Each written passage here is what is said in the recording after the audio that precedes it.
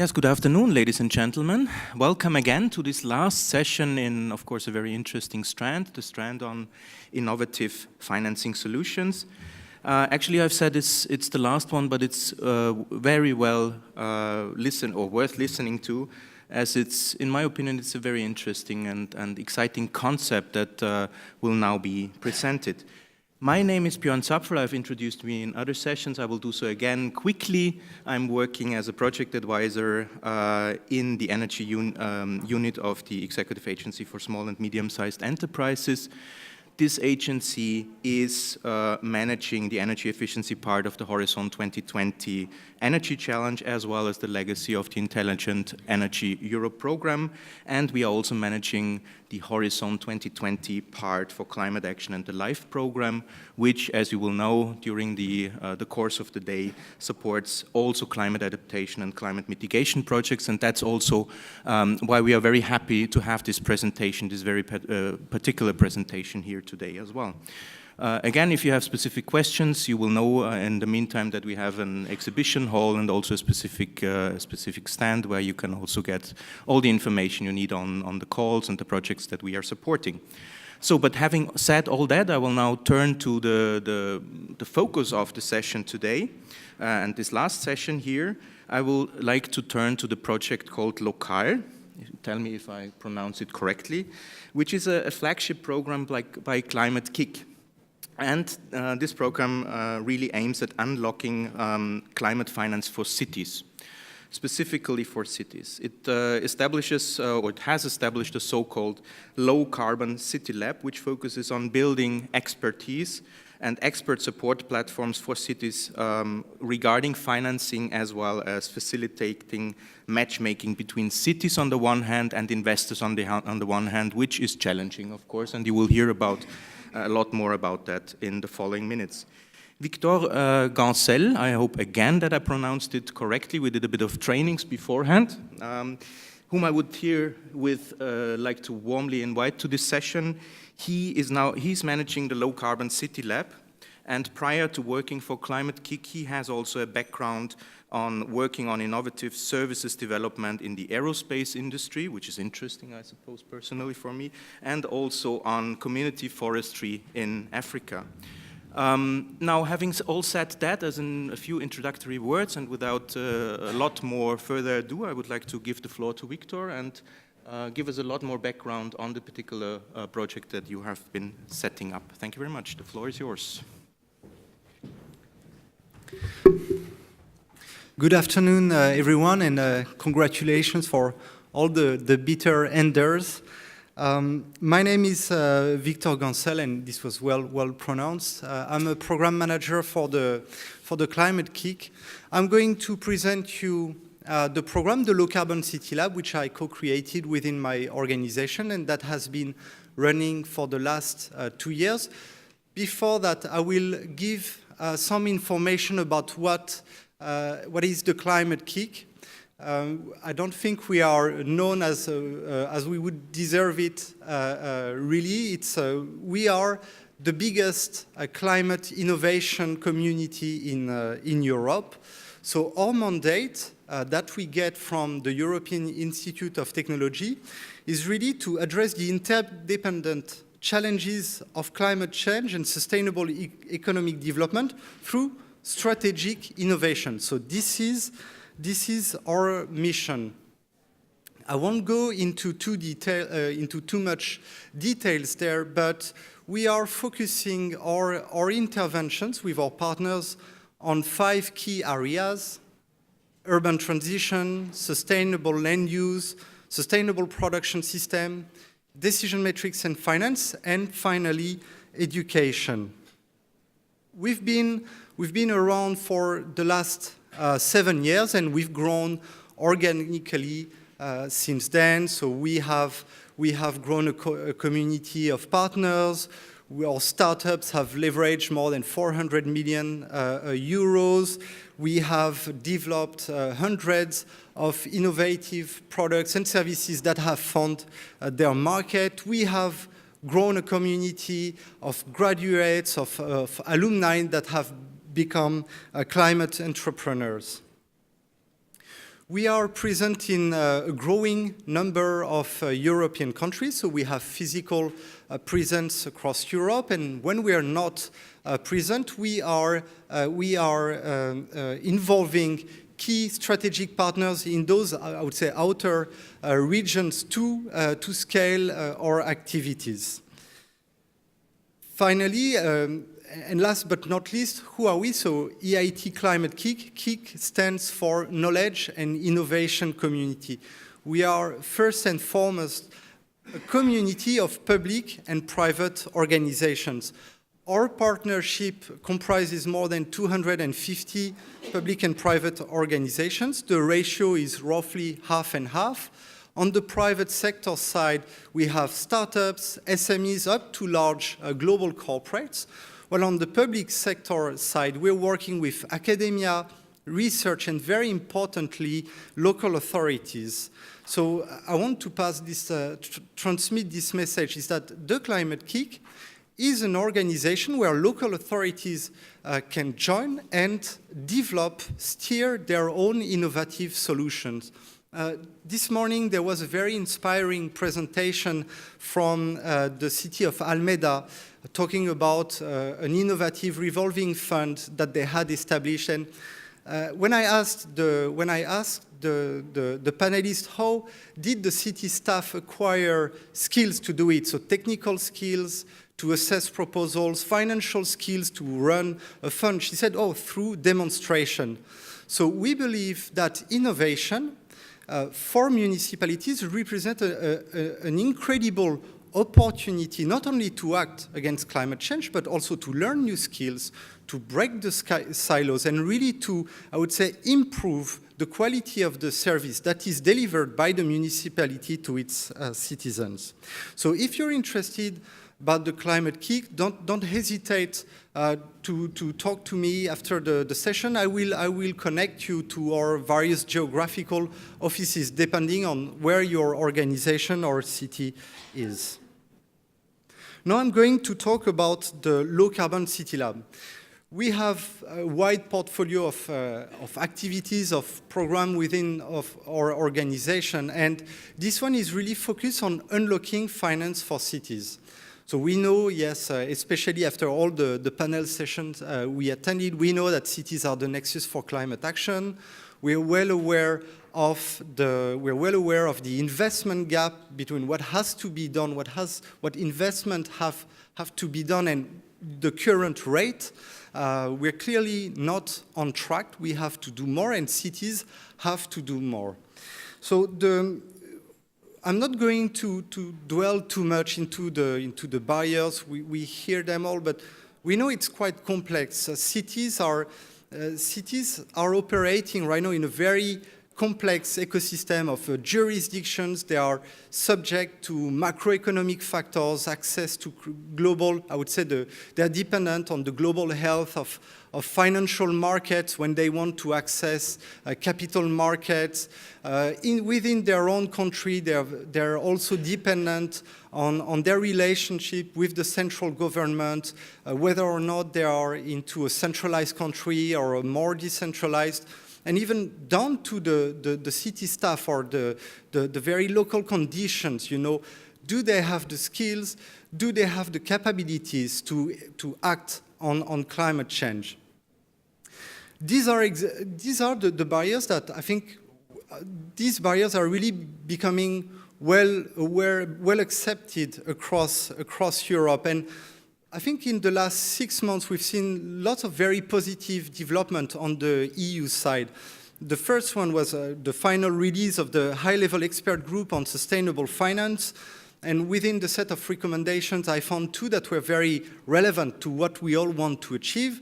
The first one with the Sustainable Infrastructure Europe. I think this, if done properly, it can become a very powerful levy for local actions within cities. The second one, so to reform governance and leadership of companies to build sustainable finance competencies.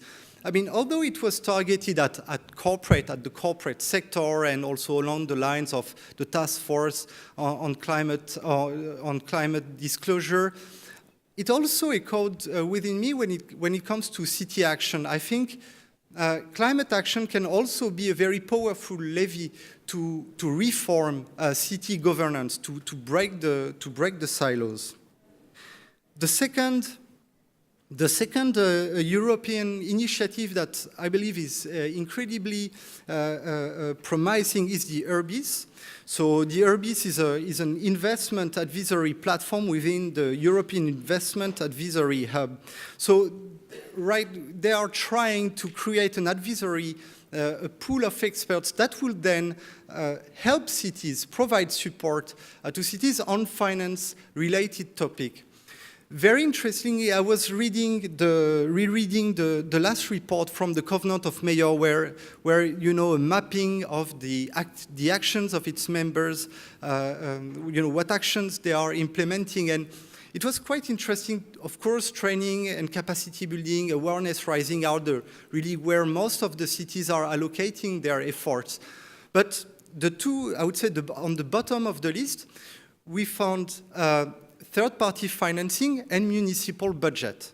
So it's quite interesting to see that although, you know, how it's so crucial, you know, investment, but this is maybe not yet where cities are allocating much of their effort. So any initiative, and such as this forum as well, really aiming at providing skills, providing knowledge to cities in the climate finance topic are welcome. So based on this assessment of the situation, we created the Low Carbon City Lab, which has three ambitions. So influencing, so making sure that public investment plans align with environmental and social outcomes. The second is about mobilization of a community of cities and investors across Europe. These are two separate worlds, and we need to bridge that gap. Finally, integration of environmental impact into the decision-making process of cities. We are aiming to achieve this objective of unlocking finance for cities with three pillars. Those pillars are really how we structure our approach. This is where we source projects, innovative solutions from our partners. The first one is obviously training and capacity building. Cities need to acquire very quickly new skills. You know, a mayor will come in office on Monday and say, "Oh, please electrify all my bus fleet by tomorrow and find some climate finance." Or I just read an article about green bonds. We should be doing that. So city staff feel pressed. They need to acquire skills. And there's no one-stop shop when it comes to be trained, you know, in climate finance. So I'll talk about it later, but we as Climate KIC, it is our role to educate cities globally in accessing climate finance, in preparing projects in the right manner. The second pillar deals with project preparation. Sometimes, even when cities have access to finance, easy access to finance, very low interest rates, or can raise a lot of budget from their municipal taxes, they still feel challenged on the speed upon which they prepare projects. So within the Climate KIC, we're really interested in sourcing catalytic mechanisms, tools, frameworks that will help cities to take actions quicker and at scale. And finally, our third area of interest deals with financial innovation. Of course, if you financiers do not like innovation, so we shouldn't even utter that word when we are close to financier. But there are mechanisms to be found to act on climate change. And I mean, today I think I saw maybe 6 or 7 different types of ESCO finance and guarantees. So, you know, we're really looking forward to scouting for the best and the most innovative mechanisms, climate finance mechanisms relevant at city level. So I talked a bit about training and capacity building. Yes, yes, there's a lot of expectation that is being put on cities. The staff needs to acquire new skills, but you know, what do we do? What could be done? And we as the Climate KIC, education is really part of our mandate. So we have educational activities for students, but we also have educational activities for professionals. So we have an online training platform. We're conducting regular training and capacity building activities. And when it comes to sustainable infrastructure finance training, and by sustainable infrastructure, I mean it encompasses whatever low carbon and resilient action a city can take. We're building a knowledge hub really dedicated on these issues. So we just released the first set of an introductory set of courses on green bonds, on result-based finance. In the coming months, another batch will be put into our online training platform on sustainable infrastructure finance, so how to structure a project, how to conduct a deal, what are the expectations from investors. We want to use this knowledge hub first as a awareness-raising mechanisms with our cities, but also as a way to support, to support cities when they have concrete cases to be developed. The second aspect of activities we are supporting this with project preparation. So we know there's a lack of institutional capacity to prepare and develop a pipeline of projects at scale. So we are also well aware of the lack of engagement and consultation from proponents and beneficiaries within cities when projects are being prepared. We are also well aware of the missing link to the financial sector. So on this, I would say, sector, or to address these issues, we are right now supporting a set of projects and solutions that we are co-developing with our partners. So I'll just present you some of them. One is called Matchmaker and is led by CDP. I think some of the cities there are reporting to the CDP. So Matchmaker is a matchmaking platform between cities and investors. So with CDP and using their questionnaire as an access channel to the cities, we now give cities the opportunity to report potential projects they have in the pipe. So cities can say, okay, I have this wastewater treatment project or this energy efficiency project currently in my pipe. This is at this stage of development, or this is still at the pre-feasibility stage. This is the envisioned size of the project. In parallel, we are offering access to this database of projects to investors. We launched it in Q4 last year. We already have 5 investors subscribing to this service, and the number is growing. So I really encourage you to go into this platform, or even to report projects that you have in your pipeline by contacting CDP. You can find it easily on their website. It was quite successful. As within months, more than 300 cities reported projects into this pipeline, into this platform.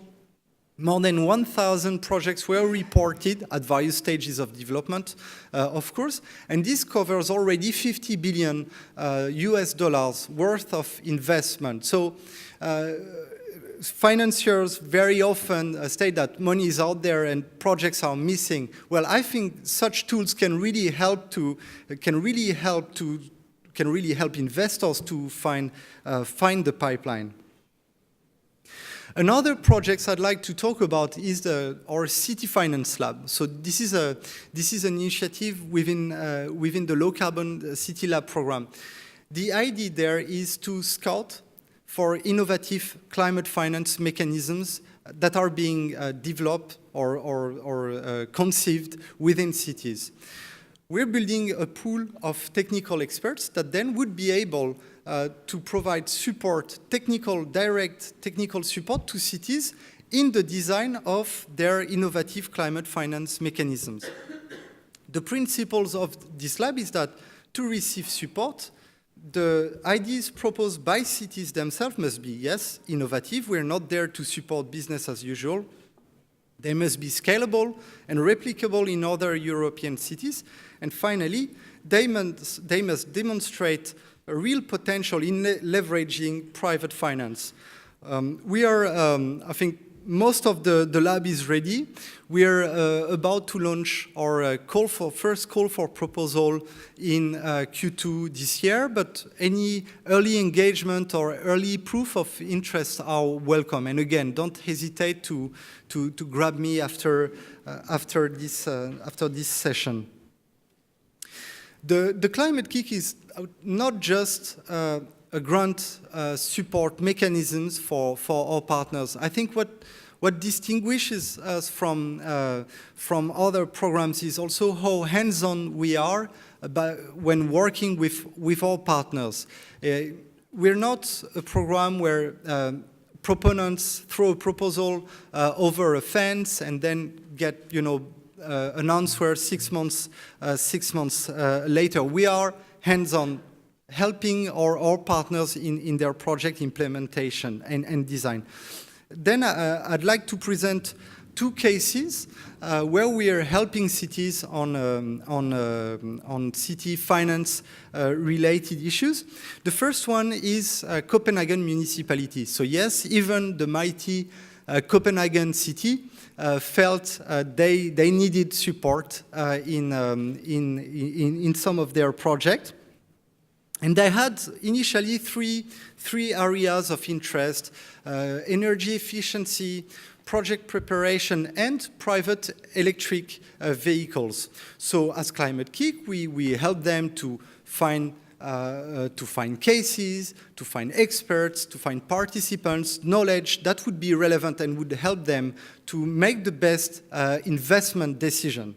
And in the end, we found, for private electric vehicles, we found a very interesting case to propose them. So as you know, the mandate of cities very often stops when in front of the privately owned door.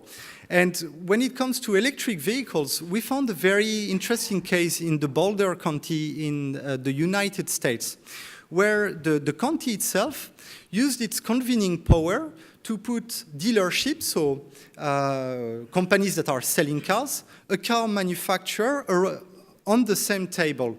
And they negotiated a rebate for electric vehicles.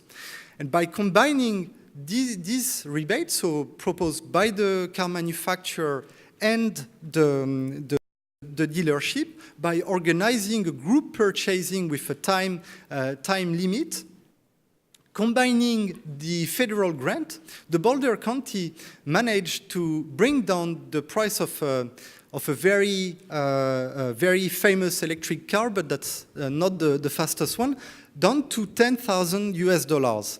And the monthly sales there went from 20 per month to 200 per month. Simple as that. So we are also there innovation is not necessarily about finding new things. It's also about applying existing things, but to a new problem.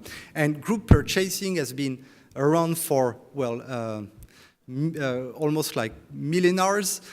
But when this can also be applied to, electric purchase vehicle. And even though cities are not necessarily, do not necessarily have the mandate to, manage how their citizens are buying cars, they can really also accelerate such purchase decisions.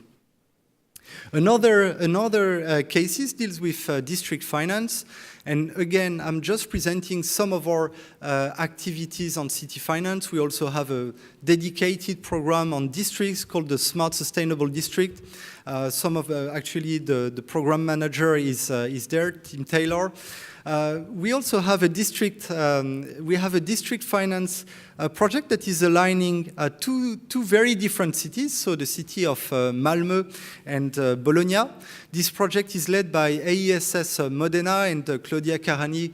Yes, you can raise your hand, and Claudia Carani is running it. So no, I feel like I shouldn't talk too much about this project because I would necessarily make a lot of mistakes, but we feel there's an interest by cities, by investors as well on the district scale. It's something that we can all relate to. Local investors are also very interested by local action. So this project is there to support Malmö and Bologna in sparking and accelerating investment in their district. Another message and key specificity of the Low Carbon City Lab is that from the start, we've been active in Europe and beyond. And why I think it's necessarily, what's the point of having Europe meeting its climate ambitions if the rest of the world does not? It has no sense.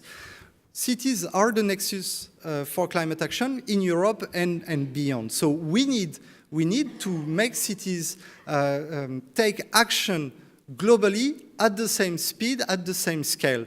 So from the beginning, we've been dropping some pilots or connecting some of our projects with other cities around the globe. And it's quite interesting because we're talking a lot about North-South exchange, we're talking about South-South exchange, but in the field of climate finance for cities, we also saw some South-North exchange. I mean, Mayor of Johannesburg is doing regularly roadshows about their green bond issuance, the Mayor of Mexico as well, and we've got European cities have also a lot to learn in project pooling, green bonds from other cities in the global south that have found solutions before us.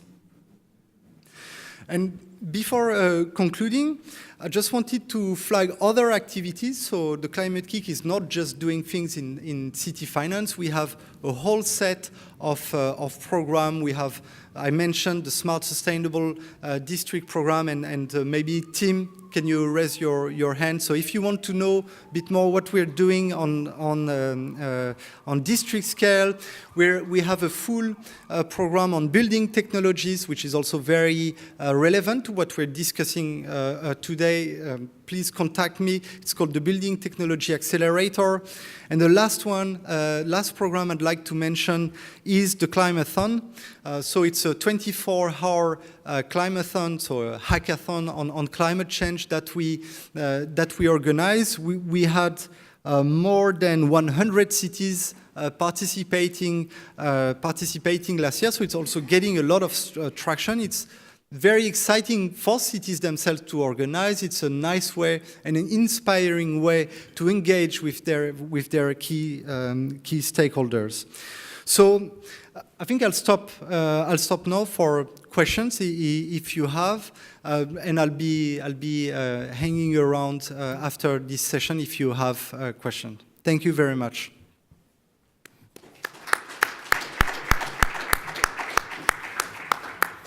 Well, thank you very much, Victor. And exactly on time, you're the first. Last presentation, but the first exactly on time. That brings us in a situation that we have enough time for questions that you might still have.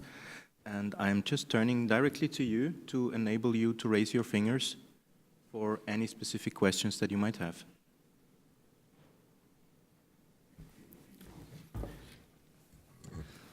Hello, Pedro Gertler from E3G. Really inspiring presentation, thank you very much. My question was relating to whether you have a systemic overview of the experiences that cities are making in transforming their energy systems, and whether you have a mechanism to feed that into either national or EU level energy market, regulatory and market design policy-making processes, lessons for that, to accelerate and make easier for other cities to adopt and make more scalable the adoption of the business models that you're finding need to be replicable but innovative at the same time. So to even out the playing field that is becoming a new playing field. So whether you're thinking about it, whether you have mechanisms to feed into national and supranational processes, to change the overall framework within which we innovate that makes it more conducive to the low carbon future, the zero carbon future we need. Okay, so it's a tough one. So within my program, we haven't yet looked at energy production. We have among our impact goals, among the 15 I presented earlier, we have one dedicated at decentralized energy production. So this is the closest we could have. Then again, we've not been very active on energy production, but this said, I think on this connection, you know, how to grow something very local within the cities and then take it to a next level or higher level of jurisdictions. I mean, this is clearly what we are aiming for. If we look,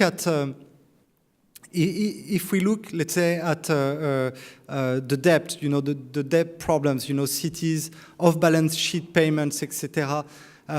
In the end, cities' action are dependent on the creditworthiness or the public deficit of their own country. And, you know, we have a set of macroeconomic barriers that are also preventing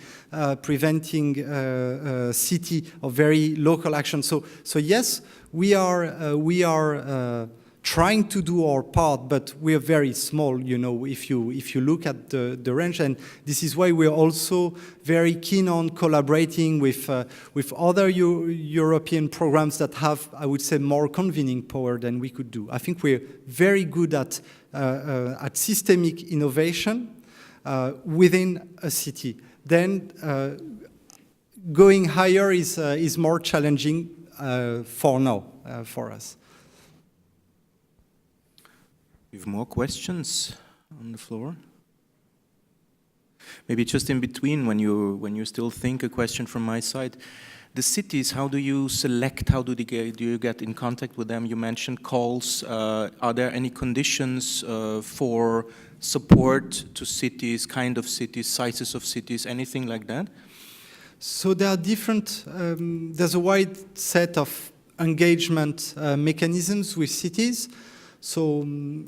First one, cities can become part of the Climate KIC network, and then they become eligible to our funding. So that's one way to engage with them.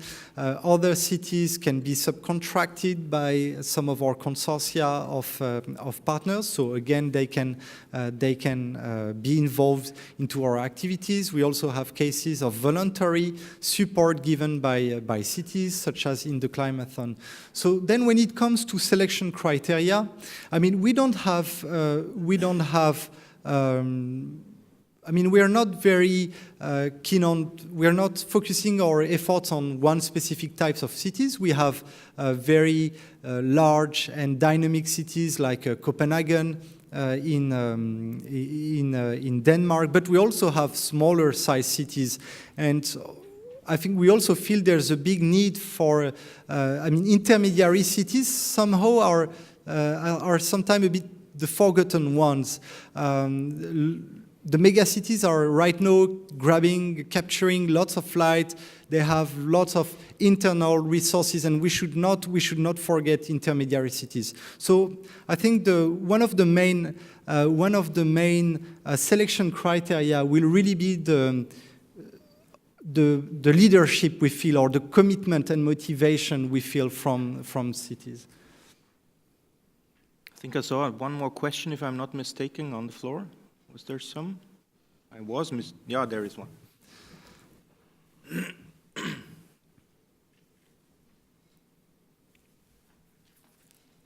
Françoise Refaber, Vesta Conseil and Finance in Paris. I would just like you maybe to elaborate a little further about your own business model and how you makes your community grow? Okay, so we are a European program funded by the European Institute of Technology, and you have different KICs, so knowledge and innovation community. You have one on raw materials, health, one on renewable energy called InnoEnergy.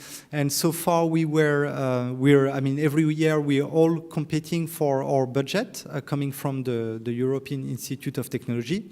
But this has to change, so we are asked to become financially sustainable, and we are piloting many different models. So yes, there's a small fee to pay from our partners to be part of the Climate KIC community, but this is not clearly not enough to sustain our activities. So we're looking to diversify our source of funding. So working with philanthropies. Some of our activities are not necessarily commercial, but at least could be delivered and pay for our own cost. I'd like to stress that we're the overall the umbrella organization of the Climate KIC is a not-for-profit based in the Netherlands. So we are piloting, and we are also open to any idea that our partners or externals could have. Are there any further questions, any closing questions that I would see? If not, then allow me one more question, because when I look at your presentation, I saw a bundling of 2 cities or of more cities, not even in the same country, but across countries, etc. We heard already in the plenary session that it is key in many cases to achieve size to attract private sector capital. So your experience on the bundling, not only in a country, but across even countries, would be very interesting, because we have a lot of projects, and that's an issue where many are struggling. Yeah. So we haven't started a project pooling activities, and there are interesting cases in South Africa of multi-city project pooling. We have ideas of starting project pooling pilots in Eastern Europe. I think this is a real challenge, and it can be either multi-city pooling. We could envision, the Lisbon metropolitan area and the 18 cities, pooling together and bundling their smaller individual projects.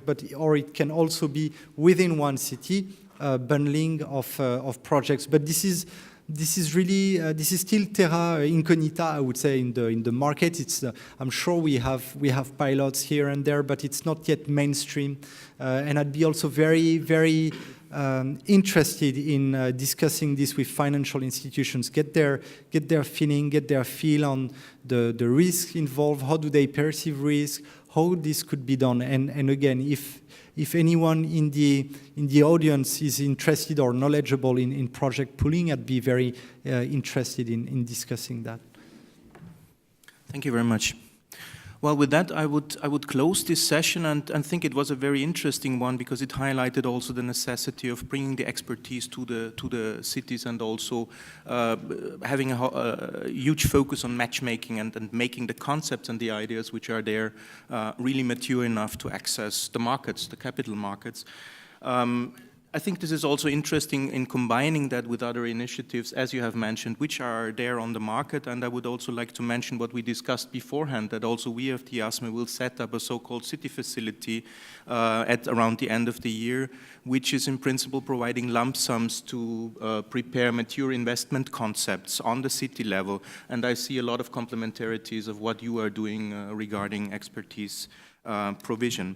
So with having said that, thank you very much again, Victor. I think it was very inspiring, and you did extremely well for a final presentation on a day. Thank you very much. Thank you. And join me in saying thank you to Victor. Thanks a lot.